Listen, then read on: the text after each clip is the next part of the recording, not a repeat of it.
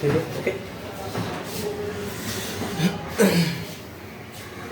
দেখেন যেটা আঁকাছে সেটা হচ্ছে যে নন ফসফেট ইলেকট্রিক্যাল সার্কিট। প্রথমে যেটা আছে সেটা হচ্ছে 3 পিন প্লাগ।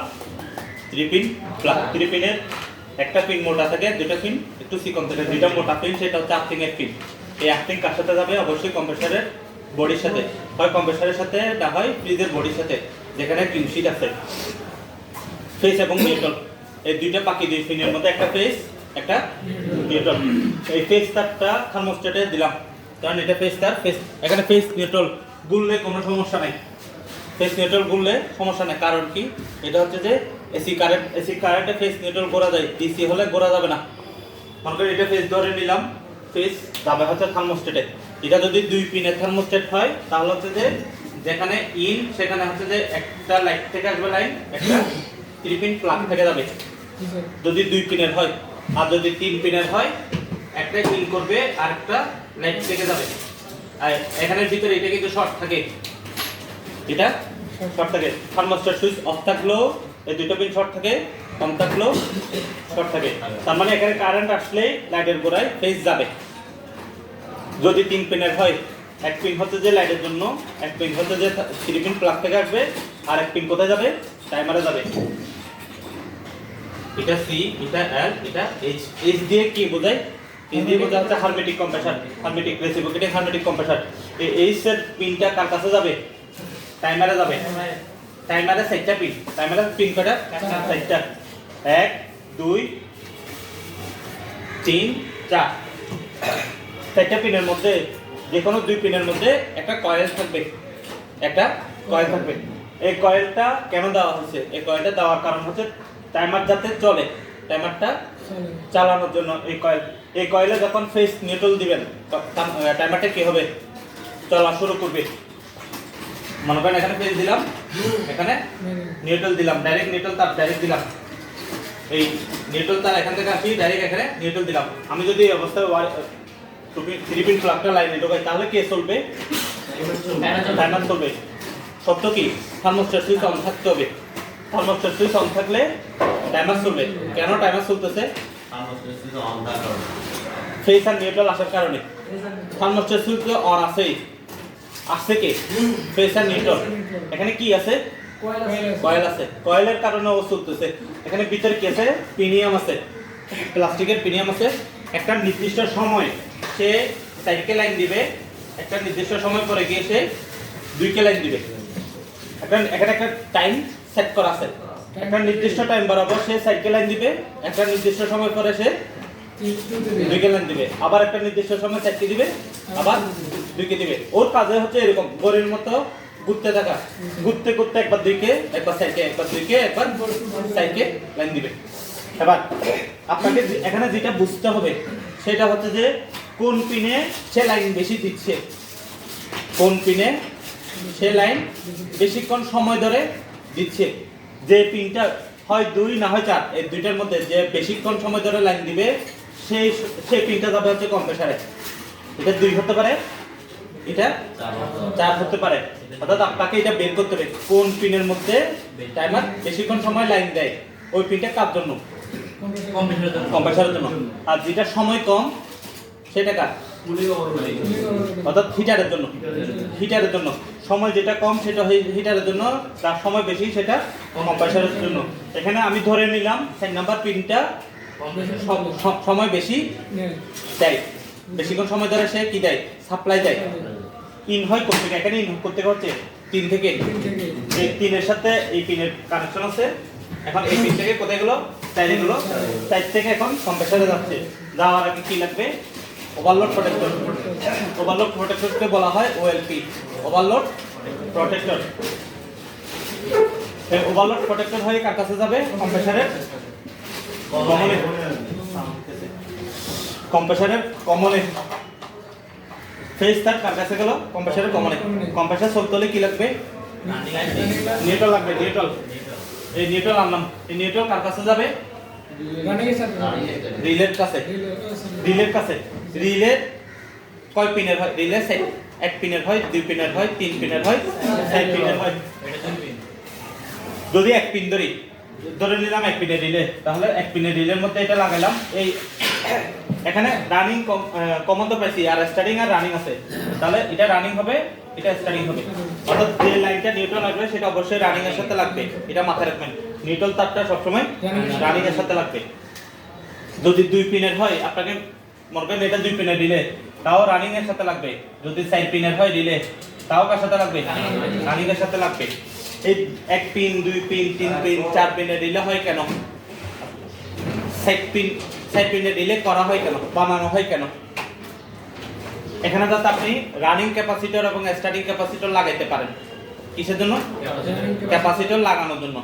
ক্যাপাসিটর 2 ধরনের, আমাদের লাইনে ক্যাপাসিটর 2 ধরনের, রানিং ক্যাপাসিটর, স্টার্টিং ক্যাপাসিটর। যদি কোনো কারণে কম্প্রেসারের অ্যাম্পিয়ার কমাইতে হয়, মনে করেন একটা কম্প্রেসার 1 অ্যাম্পিয়ার নিতেছে, আপনি চাচ্ছেন যে এটা আরো কম্প্রেসারের অ্যাম্পিয়ার আরো কমাবেন, তাহলে আপনাকে কি লাগাইতে হবে? রানিং ক্যাপাসিটর লাগাইতে হবে। রানিং ক্যাপাসিটর সবসময় রানিং ক্যাপাসিটর লাগাইতে হয় রানিং আর স্টার্টিং এর মাঝখানে। ক্যাপাসিটরের কয়টা তার? দুইটা তার। তাহলে এই ক্যাপাসিটর 2 তার, এক তার কোথায় যাবে? একটা যাবে রানিং এ, একটা যাবে স্টার্টিং এ। এটা হচ্ছে রানিং ক্যাপাসিটরের সংকেত, রান ক্যাপাসিটর। এবার আসেন, কোনো কারণে কম্প্রেসার দুর্বল হয়ে গেছে, স্টার্ট নিতে পারতেছে না, তখন আপনাকে কি লাগাইতে হবে? Starting capacitor. এই স্টার্টিং ক্যাপাসিটর লাগা হচ্ছে যে শুধু স্টার্ট পিনে, শুধুমাত্র স্টার্টিং পিনে, এটা মাথায় রাখবেন। শুধুমাত্র স্টার্টিং পিনে, উপরের পিন আর নিচের পিনের মাঝখানে এই স্টার্টিং ক্যাপাসিটর যাবে। Start capacitor. স্টার্ট ক্যাপাসিটর কোনো কারণে রানিং আর স্টার্টিং এর সাথে লাগানো যাবে না। এটা কোন রিলে হলে, কি ধরনের রিলে হলে? এই রিলের নাম কি? এবার দেখেন, তাহলে এই ফেজ কোথেকে গেল? এই ফেজ থার্মোস্টেটে গেল, থার্মোস্টেট অন করার পরে ফেজ গেল 3 নাম্বার পিনে, 3 এর মধ্যে কয়েল আছে, কয়েল হয়ে ঘুরে 4 নাম্বার পিনে গেল, 4 থেকে ওভারলোড, ওভারলোড হয়ে কমনে এতটুকু পর্যন্ত ফেজ চলে আসছে। তাহলে নিউট্রাল, এই 3 পিন প্লাগ থেকে নিউট্রাল ডাইরেক্ট সরাসরি এখানে চলে আসছে। এই অবস্থায় যদি আমি লাইন দিই, তাহলে কে চলবে? কম্প্রেসর প্রথমে ও চলবে, প্রথমে টাইমার চলবে। কেন চলতেছে? এখানে ফেজ আছে, এখানে নিউট্রাল আছে, টাইমার চলতেছে, মানে হচ্ছে এখান থেকে ফেজ এখানে যাবে, এই পিনে যাবে। তারপর হচ্ছে যে যেহেতু এখানে ফেজ নিউট্রাল আসছে, রানিং এর নিউট্রাল আসছে, কমনে ফেজ আসছে, তাহলে এই কম্প্রেসারটা চলবে। কম্প্রেসার এখন যদি এই অবস্থায় চললে, তাহলে হচ্ছে ফ্রস্ট ট্যাপের মতো কাজ করবে। ফ্রিজ ঠান্ডা হবে, ফ্রিজ ঠান্ডা হবে। আবার আসেন 6 ঘন্টা চলার পরে ফ্রিজের ভিতরে কি হয়ে যাবে? বরফ যাবে। এই বরফগুলো গলানোর জন্য কি লাগবে? হিটার লাগবে। এই এখানে একটা হিটার দেওয়া আছে, ওর কাজ কি? ওর কাজ কি? হিটারের কাজ কি? বরফটাকে গলানো, বরফটাকে গলানো। এবার থার্মোস্টেট, এই টাইমার, টাইমার 6 ঘন্টা পরে, একটা নির্দিষ্ট সময় পরে এই পিনটা কি আর এখানে থাকবে? না, কোথায় চলে যাবে? হ্যাঁ, এটা করতে করতে একটা সময় কোথায় আসবে? 2 আসবে। এই 2 আসলে এখানে একটা সেন্সর লাগাইতে হবে। এই সেন্সরের নাম হচ্ছে কুলিং ওভারলোড। কুলিং ওভারলোড, এটাকে বলা হয় দারোয়ান। ও কি করে? ও চেক করে। এটা একটা সেন্সর, দারোয়ানের মতো কাজ করে। ও কি করে? চেক করে। কি চেক করে? চেম্বারের ভিতরে বরফ আছে কি নাই, বরফ আছে কি নাই, থাকলে সে কি করবে আর না থাকলে সে কি করবে। ও ডিসিশন দুইটা নেয়। ও কয়টা ডিসিশন নেয়? দুইটা নেয়। একটা হচ্ছে যে বরফ থাকলে তার কাজ কি, আর একটা হচ্ছে যে বরফ না থাকলে তার কাজ কি। বরফ থাকলে সে লাইন দিবে, বরফ থাকলে সে লাইন দিবে, বরফ থাকলে হিটারে লাইন দিবে, আর বরফ না থাকলে সে লাইন দিবে না। কখন লাইন দিবে? বরফ থাকলে। কোথায় বরফ থাকলে? ডিবে, ডিবে চেম্বারে। ডিবের চেম্বারে বরফ থাকলে তখন সে কুলিং ওভারলোড লাইন দিবে কাকে? হিটারকে। আবার যদি বরফ, মনে করেন এটা 6 ঘন্টা চলছে, ফ্রিজে গ্যাস ছিল না, 6 ঘন্টা চলছে, গ্যাস ছিল না, ঠান্ডা হয় নাই, এই কুলিং ওভারলোড কি দিবে? লাইন দিবে? লাইন দিবে না। ও কখন লাইন দিবে? বরফ হলে। কম্প্রেসার কতক্ষণ চলছে সেটাও দেখার বিষয় না, বরফ জ্বলছে কিনা সেন্সরটাই কাজটা করতেছে। কুলিং ওভারলোড এটা একটা সেন্সর, তার কাজ হচ্ছে যে ঠান্ডা হয়েছে কি হয় নাই। ওর কাছে দুইটা যুক্তি, ফ্রিজের চেম্বারের ভিতরে ঠান্ডা বরফ হয়েছে কি হয় নাই, ঠান্ডা না আবার বরফ হইতে হবে, বরফ হয়েছে কি হয় নাই। যদি বরফ হয় তার কাজ হচ্ছে যে হিটারকে চালানো, যদি বরফ না হয় তার কাজ হচ্ছে যে লাইট বন্ধ করে রাখা। যতক্ষণ পর্যন্ত বরফ হবে না, মনে করেন এই পিনটা এখানে আসছে ঠিকই, লাইন এটা গোড়া পর্যন্ত আসছে, লাইন কোটার গোড়া পর্যন্ত আসছে, কুলিং ওভারলোডের গোড়া পর্যন্ত আসছে, এই পাশ পর্যন্ত কখন আসবে? বরফ হলে তখন সে লাইন দিবে, বরফ না হলে সে লাইন দিবে না। এখন লাইন দিলে হিটারে কি যাবে? ফেজ যাবে, হিটারে ফেজ যাবে। আবার এখানে একটা থার্মাল ফিউজ আছে, এটা একটা ফিউজ, লাইনে ফিউজ দেখছে না? ফিউজ। ও কি দিচ্ছে? ও কি সাপ্লাই দিচ্ছে? নিউট্রাল। ও সাপ্লাই দিচ্ছে নিউট্রাল। তার মানে হচ্ছে হিটারে কি কি আসলো? ফেজ আসলো, নিউট্রাল আসলো। হিটার ফেজ ফাইলো কুলিং ওভারলোড হয়ে, নিউট্রাল ফাইলো থার্মাল ফিউজ হয়ে। এবার কোনো কারণে চলতে কুলিং ওভারলোড, ওর একটা কাজ আছে, ওরা আরেকটা কাজ হচ্ছে যে ফ্রিজের ভিতরে হিটার চলার পরে গরম হয়েছে কিনা দেখা। যদি বরফ গলে যায় তার কাজ কি? লাইন বন্ধ করে দেওয়া। বরফ গলে গেলে তার কাজ হচ্ছে লাইন বন্ধ করে দেওয়া। যদি কোনো কারণে ও নষ্ট হয়ে যায়, বন্ধ করতে না পারে, তাহলে আমরা কি দিয়ে রাখছি? একটা ফিউজ, একটা থার্মাল ফিউজ। থার্মাল ফিউজ মানে হচ্ছে যে সে টেম্পারেচারের উপর নির্ভর করে কাজ করে। টেম্পারেচার যদি বেড়ে যায় সে নিজে নিজে পুড়ে যাবে, সেই ফিউজ কেটে যাবে বা পুড়ে যাবে। অর্থাৎ একটা নির্দিষ্ট সময়ের পরে, নির্দিষ্ট টেম্পারেচার আসার পরে যদি অতিরিক্ত টেম্পারেচার হয়, সে নিজে নিজে কেটে গিয়ে কাকে রক্ষা করবে? ফ্রিজকে রক্ষা করবে। কারণ ফ্রিজটা তৈরি হয়েছে যে প্লাস্টিকের। হিটার যদি বেশিক্ষণ চলে, কারণ হিটারের ওয়াট কিন্তু 1000 ওয়াট, পুরো প্লাস্টিক গলে ছাই যাবে, আবার আগুন ধরার সম্ভাবনা থাকে। তার কারণে হচ্ছে এই থার্মাল ফিউজ নির্দিষ্ট টেম্পারেচারের পরে লাইনকে কাট আপ করে, তারপরে হিটারকে বন্ধ করে দেয়। আর কুলিং ওভারলোড তো নির্দিষ্ট সময় করতেই থাকে।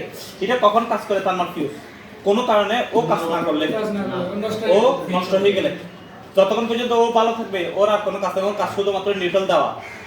ও কখন কাজ করবে? ও কোনো কারণে কাজ না করলে তখন হচ্ছে যে ও কাজ করে। ও কিভাবে কাজ করে? নিজে পুড়ে গিয়ে সার্কিটকে রক্ষা করে। এবার আসেন, এই একটা সার্কিট, এটা কিন্তু চলতে থাকে।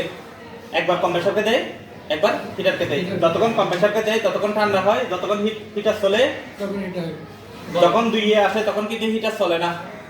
বরফ হলে তখন হিটার চলে, নাইলে চলে না, তখন এমনি বন্ধ থাকে, লাইন বন্ধ থাকে। যদি মনে করেন এটা 6 ঘন্টা চলছে, ভিতরে বরফ হয় নাই, লাইন দিয়েছে দুইয়ে, লাইনটা এখানে আসি বন্ধ হয়ে যাবে, এদিক দিয়ে কি আর আসবে না। ওই নির্দিষ্ট সময় পরেও আবার লাইন এখানে দিবে, আবার কম্প্রেসর চলবে, আবার ঠান্ডা হবে। যদি দেখে যে ও ঠান্ডা বরাবর হয়েছে, তখন সে কি করে? হিটার কাছে লাইন দেয়। না হলে সে আবার বসে থাকবে, আবার কম্প্রেসর যাবে, এইভাবে চলতে থাকে, সার্কেল আকারে ঘুরতে থাকে। এবার আসেন, ফ্রিজের মধ্যে আর দুইটা জিনিস থাকে, একটা হচ্ছে লাইট, একটা হচ্ছে ফ্যান।